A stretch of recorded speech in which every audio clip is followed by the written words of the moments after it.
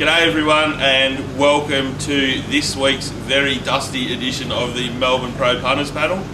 As usual, Darren Potter, Anthony Jupp, Racetrack Ralphie Horowitz, thank you very much, Juppy. RacetrackRalphie.com. Hello, Potts. And we've got a special guest with us, Matt Welch. Thank you very much. So last week's show was all about us making Richie Irvine look good. No, stop it. Which Snowy was very happy to point out. So, and this week here we are doing the same thing for Matt Welch. Welcome Thanks, aboard, Darren. mate. Cheers. Seriously, I thought I did the right thing last week, missing Richie Irvine. I've never met, seems like a good fella, but definitely is a good-looking rooster.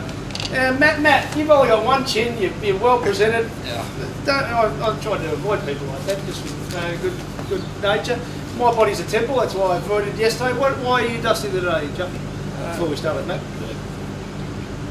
20 pots and getting home in the middle of the night, just sort of ran things up a little bit. Well, you flagged this was going to be a forum. What did I miss? Because I don't like people. It so was a big day yesterday. There was a pretty good turnout. There was about 25 to 30 of us for the Melbourne Recreational Punter Society. We had a heap of good guys. Well, we'd like ourselves deemed as recreational, so if the rest of the joints out there could also deem us as recreational, that'd be handy.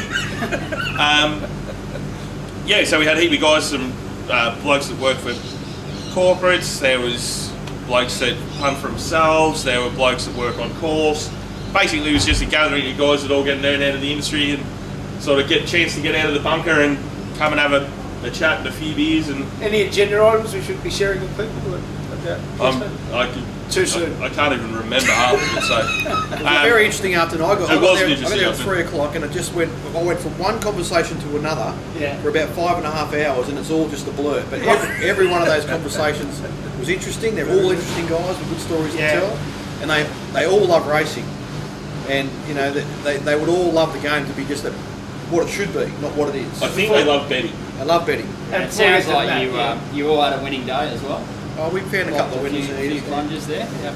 In saying that, there was a famous DK blow-up, which was which was worth the price of admission alone. But as DK said, and we'll get to Matt's backstory, but the reality is, and it surprised me, I'm probably relatively new to doing this full-time, like you are too, Matt, but you just have to spend so much time on your own, working hard in this KP, don't you? So I suppose in that respect, it's a good opportunity to talk with like-minded people. Well, totally, Ralphie. That's exactly what it is. I mean, we all are hunkered down in our bunkers. Yeah, that's a word. I think that's a word. It is. I'm not. We're making up words after yesterday. And a chance to spend an afternoon with people that have the same passion for our industry and gambling and all that. It's just really enjoyable. So I think everyone that came yesterday had a really good time. Super. And also we set a new record today. We managed to mention Nathan Snow after 11 seconds. So well done, Snowy. You win again. Oh, well, how long will it take Snowy to point out how good we're making Matt? Might take long, will it? Surely. I'm still heterosexual. It doesn't matter if I wasn't, but I'm still good-looking man. Who, Nathan or? Oh, everyone. Well, it was a weak field like that. That was probably all I can say to you boys, to Richard and to you, Matt, this is what you're going to look like in 10 years' time. The game grinds you down eventually. You have got a lot to look forward to. Anyway, let's get into your backstory, Matt. So, for those that don't know, Matt's on Twitter as the Modern Punter, and he's been selling a set through One to Follow for 3 months now, or something, a couple of months. A couple of months, yeah. A couple of months, it's been going well. So, what's your backstory in racing, mate? When did you first get interested in racing? Oh, look, I suppose I've been going to the races socially my whole life. When I was young, I was looked after by one of the Freedmen's now wives, and that sort of got me interested. They took me down to the stables. That was in '88 when Terrific won the Melbourne Cup, I think. And the year later, I had my first bet, which was Empire Rose. I think it was '89 who won the cup. What year were you born, Matt? '82. Wow, that's your first bet at 7. Yeah. Did you crush when you got 8? I think, gave Mum and Dad about $2 or $3 to go out to Flemington, and Mum and Dad used to go out to the races a lot, very socially. They'd drop me at my grandparents and go out to Derby Day and pick me up at about 12 o'clock the next day. So I've always looked forward to going to the races. My uncle, Peter Lucas, who's passed away now, but he was sort of a colourful character of the racing He used to do that show with Richie Cullen, didn't he? He did, yeah, the Right Odds. And he sort of showed me the ups and downsides of racing as well. He had plenty of them. So he sort of got me involved in, I suppose, the seedier side of gambling and showed me, Is there a non-seedy side? Yeah, I'm not sure if there is, but and I love spending time with him and following his career and things like that. But really seriously following the form probably the last 6 or 7 years, poking around on forums and just doing research and things like that. And I teamed up with a professional punter from Sydney who I just started emailing and he just provided some amazing advice. He was who? Can we ask who? No. Okay. He's very secretive. But what would you say would be the best thing you learn off him? Oh, look, Is there a single thing? I think from my perspective, because I'm a big barrier trial follower, Yep. I think the art of following barrier trials, the art of trying to find horses in barrier trials who are probably not displaying their true ability, who are leaving plenty in the locker and have a lot more to give come race day. He really introduced me to trials. He also introduced me to as you're a big fan of, Ralphie Times. Yep. And back then, I've got times off Michael Fraser and now at Fitz, obviously. And he showed me the importance of that, and especially in barrier trial analysis, there can be 2, 3, 4 seconds difference in 800 metre trials on a given day. And what might be visually appealing may not necessarily be as strong a work as what you're seeing. So they're probably the two main points for me. I think from a staking point of view and a punting point of view, probably the best piece of advice he gave me was, horse racing is one long race day. Yeah. And not to worry about a losing day, losing period of time, that so long as over the long term you're staying in front, then that's what we're all after. Your mindset's got to be the next 100,000 races. That's you'll it, never get yeah. to, but that's Yeah, it. that's it. You've got to say, well, you got to get some variance in any form of investing, but particularly in this case, which is absolutely. So it's one thing to say to our viewers that you don't worry about it, but how do you measure? How do you sort of build your confidence in, or keep your confidence during those bad runs? What do you look for that says, okay, even though the results haven't fallen my way, I'm doing the right things? I think so long as your horses are running good races, and a big thing for me, I'm a big speed map punter. Love doing speed maps. Somewhat pride myself on getting them, making sure I get them correct. Because if I'm getting my speed maps wrong, then something isn't going right. And I think if you fall into a period where you're backing horses that are finishing out the tail, your maps aren't working out, it can be as simple as taking a bit of a break. Yeah. Taking a week off, go play some golf, do whatever else, focus on something else, because you probably just, you get into a rut and it's very hard to get out of. And sometimes you just need to sit back and take a break, and like a lawyer or doctor or whatever, they need holiday. Yeah. You need to have that time away to see the light and sort of freshen up a bit. And one of the things about the mindset compared to staking, and by that I mean who you think will win and outlaying your own money, which I know you're big on as far as staking and protecting things. Here's another analogy. It's almost like surfing, isn't it? I mean, don't try and catch every wave and accept that there are some waves that would have been good, but there's another wave coming. Yeah, absolutely. I'd say to our viewers that from my point of view, because I agree with everything Matt said, it's important that the horses that you're backing are running like what you expected, or somewhat like, regularly enough. And the other thing that I do, I pay particular attention to when I'm having a bad run, is I compare the prices I've taken with the SP. If you're beating the SP regularly, it'll all work out. But so that's something important to keep an eye on. Yeah, that's one thing that I was going to say. If you're taking the right prices and the market's moving with you, you know that over time you're going to finish in front. So one of the things that Mark Lamborn, I think, brought in which changed my mindset, and I'm really interested in how you've changed your mindset in recent times, particularly now you've gone from private to a bit of public, is exactly that with the SPs. Because to be honest, for a couple of times there, if a horse got the blows and I was on it and it won, you're euphoric. yeah, But since then I've thought, no, hang on, why did everyone else say this was wrong? yeah. And then so you get a bit more measured and say, well, hang on, is my method's good if everyone else said I was wrong, even though you won? And then the reverse happens. Sometimes you've got to be... That's truckloaded in, and you're going to say, well, hang on, why did the market think this way? That's probably the best way of putting it, isn't it? You should ask yourself that after every race, whether you win or lose, why did the market think this way? Because it's as Mark said, it's the collective intelligence backed up with currency. So it's Yeah, I think when you're betting, you've got to have the confidence in what you're doing. So whether you're like me doing pricing every horse and betting according to those prices, or in Matt's case, he does both, but he's finding horses that he thinks have got talent that the market's yet to see from barrier trials or whatever. You've got to, know when that confidence in you is telling you to bet and bet strongly. But then after the race is over, you've got to completely remove that side of your brain and step back and be very cold and analytical about it. I think, I know obviously Ralph, you place a big emphasis on the market there, but I think by the same token, when you do price one, maybe you price it $2 and it's $3 and it's blown out to $4, I think you still have to back it with the same confidence. You might after the race assess and say, okay, well, why did that happen? But in that moment, I always like to back my judgment. Yep. Probably, unlike you guys, I think probably I bet a lot more country racing, a lot more provincial racing, where you can have one runner who's absolutely backed off the map, and it might only be a small amount of money, and it might have been a stable email that's gone out saying, we're confident about this horse, and all of a sudden the runner you're looking at back as 3s out to 5s, and I think particularly on those country and provincial races, you do need to stick to your guns.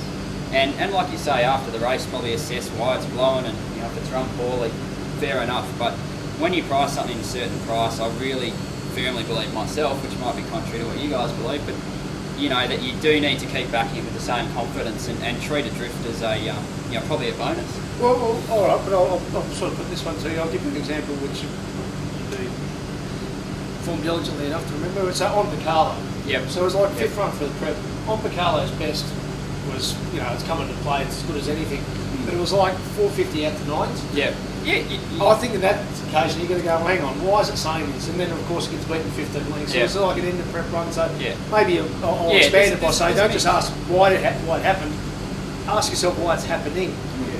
But you might say it's happening for this reason. Fuck it, I'm sticking my guns. Exactly. So, if you can justify it, then that's all you need to do. Yeah. I don't think it's just as simple as saying, a runner's firming, I want to truckload that because I like that horse. I think a good example from Saturday's Whispering Brook. I mean, to me, it was back to an irrational price. Yeah. And they just kept backing it. And they got to the point where, I liked it and I was willing to lay it at the death because it just seemed outrageously short anyway. But then again, I had the same feelings about Hellbent, and that was very expensive. So, and I had that Blackheart Barts, and that was expensive for me. We'll get to that later. Yeah. So what about with trials? The footy equivalent is the March champion. He's away the season going to be a February champion soon, but the racing equivalent's the Morning Glory. Have you learnt the art of perhaps not saying that one's just the trial superstar and the other one's a racehorse? Yeah, no, well look, I got sucked into one on Friday night, Nordic Empire, who is a professional trialer. And, he's a professional trial champion, that was. Backed him like he was unbeaten as soon as, I think it was D who rode it, grabbed hold early, it was all over. It's about the dummy. And but irrespective, he wouldn't have won. Yeah, Atmospherical was probably Atmospherical and Zaharani, one who trialled last week for Robbie Lang. He's gone back to the trials after some disgraceful, pretty ordinary racetrack performances. So, you're always going to find those horses and back those horses who are trial professionals. They're few and far between. Generally, particularly the official trials are a really good guide. The jump outs are probably a little bit harder to read. Yep. I like to try and pay attention to the size of the bloke on its back in the jump outs, which, well, you have to. I mean, you've got a mix of blokes who could be 70, 80 kilos and racetrack riders who are between, anywhere from 45 to 55 kilos. And, if you've got 20 kilo difference on the back of the horse, it can make a huge difference. But, you've just got to learn over time as a horse's career develops what sort of trialer it is. Suavito's a prime example, even though she didn't come up at all this prep, but in previous preps, she'd always trial poorly, but she'd come out, run well first up 1,400 metres, whatever. And there are horses who do that. And probably with that, I'm sure you learn there's certain breeds of trainer. Yeah. And by that I mean, so Blackerson comes from the Bart School. Yeah. Work home, nice. There'll be others so you got Leo Corstens from the Bart School, and then there are others who likes, showing plenty early. Gay likes to, give her horses a really solid trial. I find, she doesn't trial many Victoria, only follow Victorian racing, but, she's quite hard to follow, I find, in the horses she does trial here. Wayne Hawkes here in Melbourne is a prime example that always trial well. They always look to trial well. They have these soft trials. I question whether those soft trials sort of leave them vulnerable on race day. Robbie Griffiths, his horses sort of really trial well. They often run well first up, you know, debutantes and things like that. Who else is there? Can I give you one? I'll give you a good example of an interesting trainer to watch at the trials, John Salinitri. They can be 20 lengths off the second last horse, and it can be a good trial for him. Yeah. When he does put one into the trial and wins it, you really take notice, but he doesn't do it very often. He's a very smart. I've known John since I was a young kid at Caulfield. Him and Frankie, his brother, they're very astute punters. They get a good strike rate, and so he talk about breeding. So he's come from the Angus Arm and Asco school, so which is obviously lots of jump and run 2-year-olds. As you say, if they've got one that they just explode, well, it's going to be that tight. But if they give them a real quiet one and then they put the money on, take notice of a 30s and a 20s more than you would a 7 to 4 and a 6 to 4. For a little stable, very astute. Yeah. So you mentioned one of our favourite hobby horses there. You mentioned Robbie Griffiths. So you're talking about the official trials there. So what's your view on the Cranbourne jump house? Can I just jump in there? You got to do this. Let's touchdown. I was at Mornington on Thursday, and I was sitting at the back of the rails there, chipping away, doing my best. And a gentleman by the name of Rowan came up and introduced himself to me. I had a long conversation with him. He's a fan of the show, so hello Rowan. His role is he films the jump outs at Flemington, Caulfield, Cranbourne and Mornington. Who's this? Who does? The gentleman's name's Rowan, and he also does it for Ashley Baker does it. No, Must have works with him, yeah. So he said, boys, if you could, can you stop potting about the jump outs and the lack of runner names and stuff at Cranbourne and whatnot? No. And we said, no, but we're with you, Rowan. We want you to keep doing it. Yeah. And we're not putting any pressure on you at all.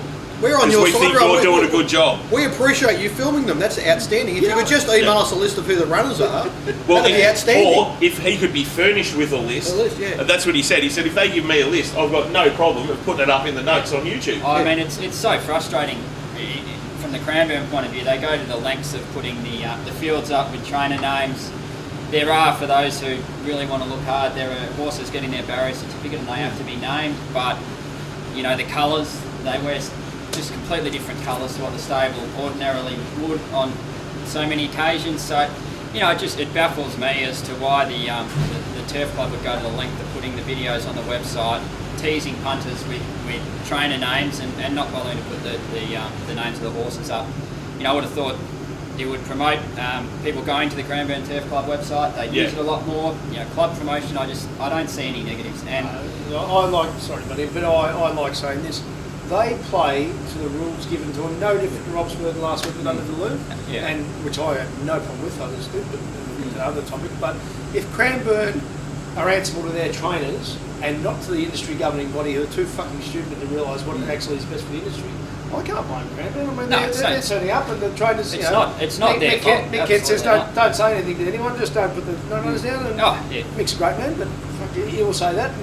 And the Rowan will not put it there, and RBL don't enforce it. He's just up there sort of filming it. He's sort of away from the action. It's the same. Head of racing. There's Ballarat jump out on YouTube and things like that. And not having a go at the Cranbourne Turf Club in the slightest. We're just having a very big go at Racing Victoria. Racing Victoria, you've created this environment. Racing Victoria, you created the environment for the Andrew Reddy article last week and the Robert Spurgeon situation, which was certainly not any Robert's fault in any way, shape or form. But that whole debacle was created for, owned, every part of it has got Racing Victoria's hands all over it because you have allowed the rules to be, just corporates do whatever they like.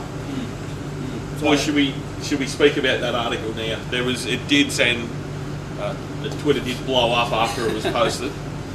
And basically the crux of what Andrew Eddy said was that essentially it didn't matter whether punters kept wagering on racing or not, racing had still continued. No, he didn't say that. He said, no, in fairness, and I'm not here to stick up for anyone iota, but he said thankfully punters have no...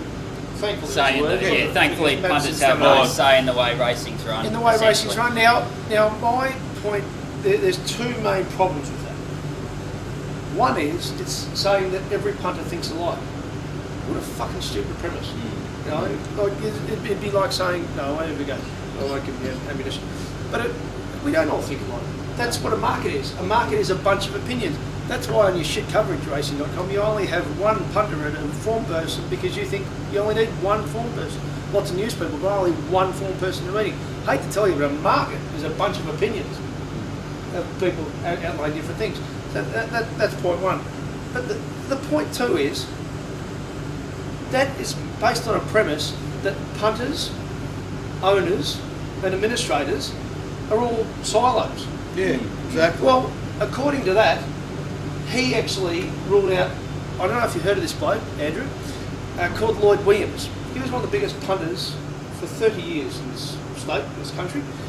He's had a bit of success owning, and he was a VRC committeeman. Probably still the smartest man in racing. Under that criteria, thankfully, punters, you wouldn't have Lloyd there because he's a punter, but he's now an ex-punter, as he publicly says in his interview. It's just so fucking stupid. The biggest punters are usually owners. Yep. Some of us elect not to be them. Prioritise putting our kids through school, whatever else we do, each to their own. But to say that is just so stupid. But then, out comes an hour later, Ben Ascari doing another. And he is the hero of the week, Ben Ascari. Yeah, but hang on. Then more radar went up. Then more radar goes up. Why did a contrary article to Andrew Eddy's come out an hour later? Was it that racing.com were going, let's do a he said, she said type debate thing just to get some clickbait? Because after all, racing.com were run by corporate advertising to get clickbait. So my radar went right up. I might be wrong, I don't know. But I think you're giving too much credit there, Huff. Yeah, I think... Don't know. I think they went into panic mode. But good on Ben. I don't even think He's a good necessarily panic mode. I think, Ben has shown himself to be He looked orchestrated to me, that's what I'm saying. Yeah, I'm not. Yeah, I don't buy into that. It was Thursday, wasn't it? Friday. Friday. Okay. Yeah.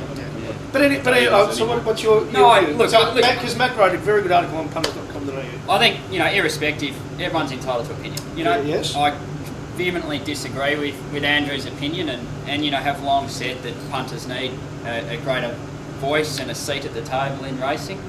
But to say that they're irrelevant, is just totally ridiculous. You go through there's really a circle to racing. I see there is. I don't know if he was saying they're irrelevant. He was saying there's a pecking order and punters need to know their place. Yeah, down the bottom. That's what he was saying. And there's a fatal flaw in your article, Andrew. You're missing the point, mate. The people at the top of the pecking order, Andrew, are the administrators. Has that race been run? Yeah. There you go. There's a winner for the modern punter. Well done, mate. Summer Glen's just won race one there at Kilmore. That was Mick Price. Oh, so it was the form. Who was the form? I'm going to give you. Oh, the girl. No, sorry, I was Good looking paying girl. any attention. Anyway, so at the top of the pecking order of racing, Andrew, are administrators because they get paid no matter what. Okay, the rest of the people you're talking about, owners and punters and trainers and even jockeys, none of them get paid unless they can perform.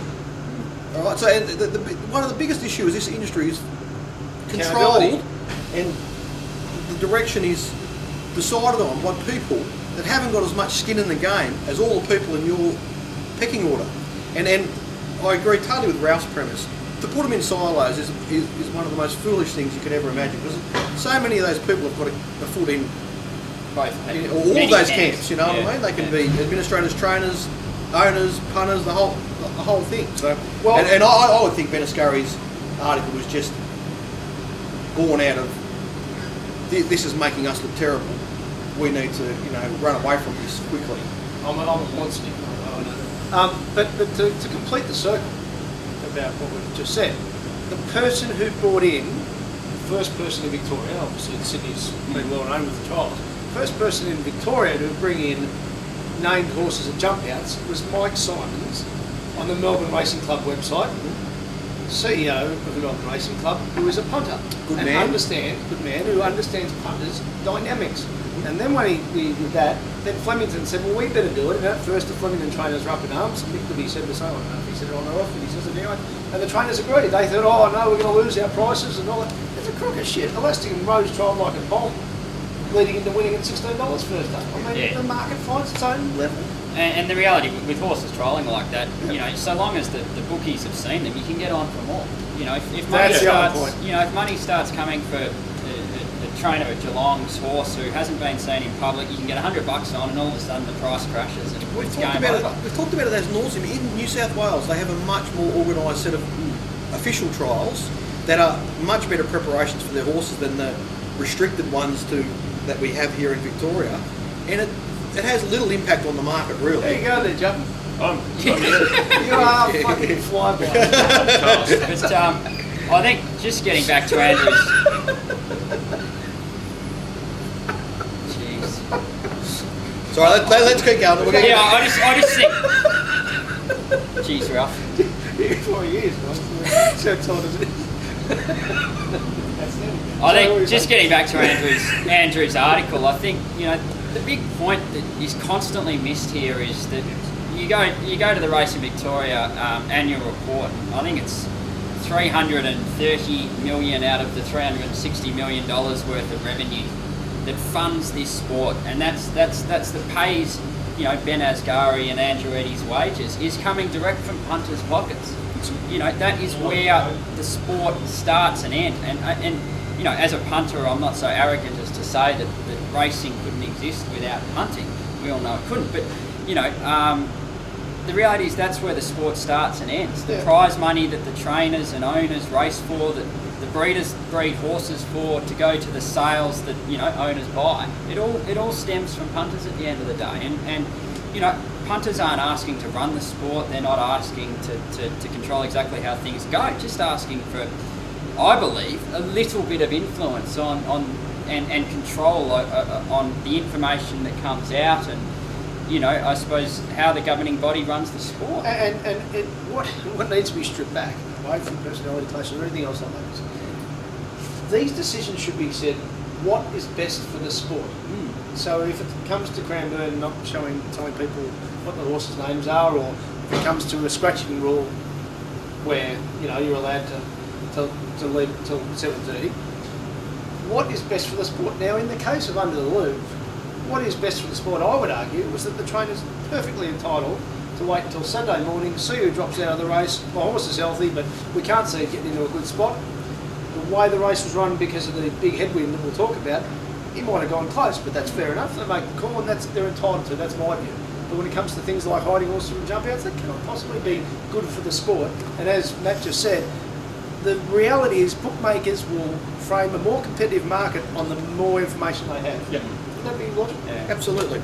So, look, I think what Racing Administration's brief should be is to create a set of rules and an environment that maximises turnover and encourages people to stay involved, to not drop off.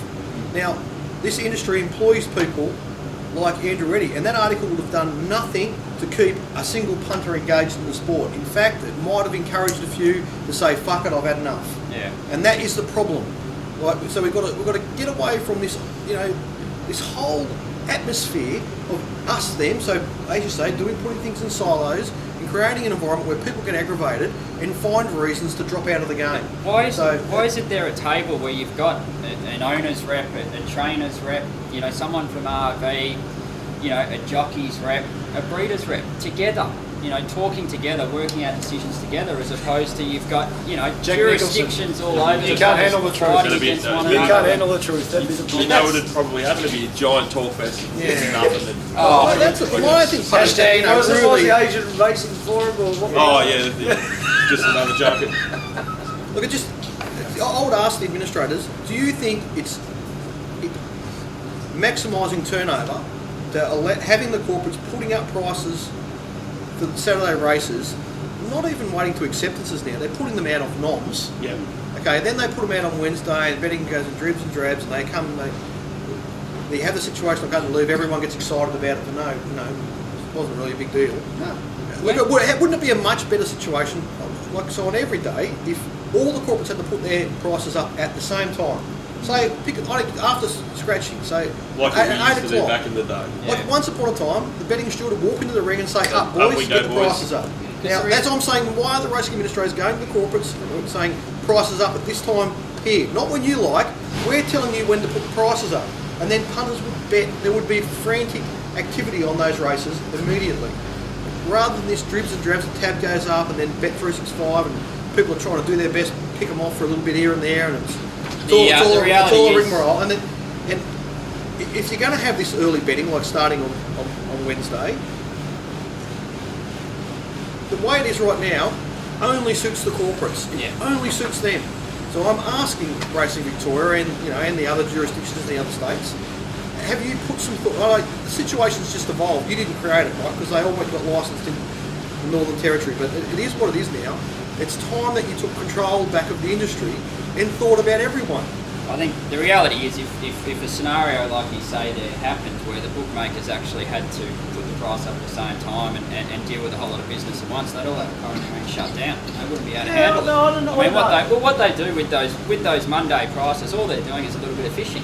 They want to get a couple of smart players to place, a couple of small bets so they can work out where the money's going to go ahead of Saturday. They shut the price down straight away, hugely wild fluctuations in those markets, and they've bought the information that they want from the smart punters. That's all they're doing. Well, that's what they do. The point is, they're being allowed to do that. That's what they want to do. Exactly, they want to just put up a market that's had some work put into it, but very right.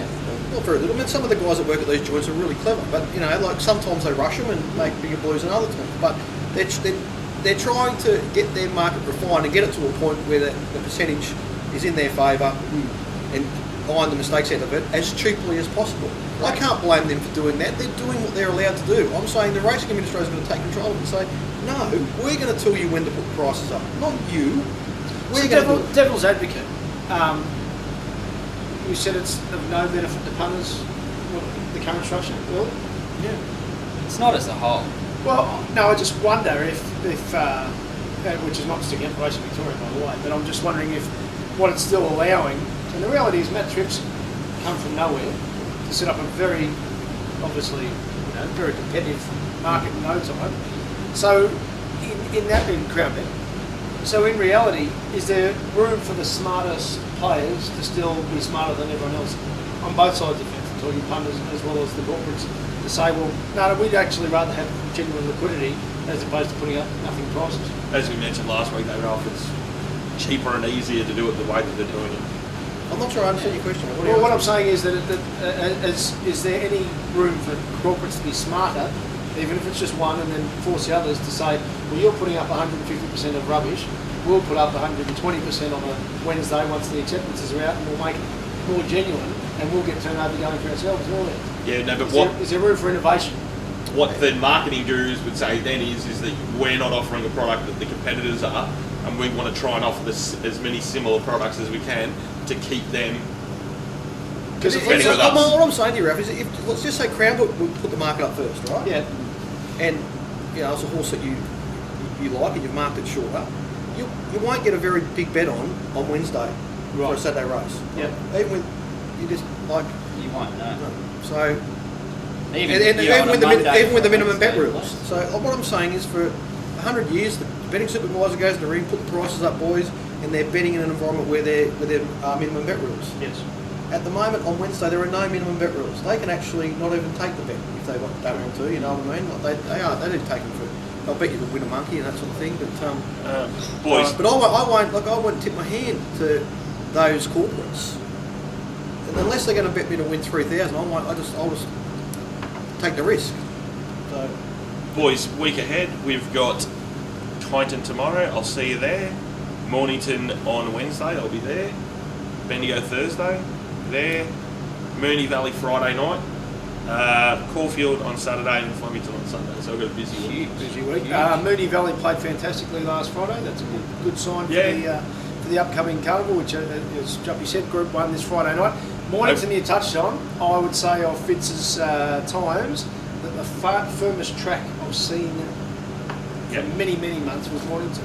About 3 weeks ago? Yep. And we've seen horses win off that very firm. They ran the 1,000-metre track record there, I think, in the first race that day. And that stayer that ran second to a very fast race, won at Sale last Wednesday. So for those who say that firm tracks are bad for horses, we continually see, and it's just rot. Because we continually see horses that when they run well on firm tracks, they back up and they win again. And I think Mornington, they've had 2 meetings back, I think, since they had a bit of a break. And I think the track's played brilliantly both occasions. Meanwhile, how's overwatered Ballarat going out of it? Well, Ballarat's a cloud paddock. I don't think we'll be back there for Book Cup Day. I'm glad the track's playing well at Mornington because I've got plenty of other issues with Mornington. You'll be getting a strongly worded email later in the week. Oh, that'll do us for part 1 because I'm cast.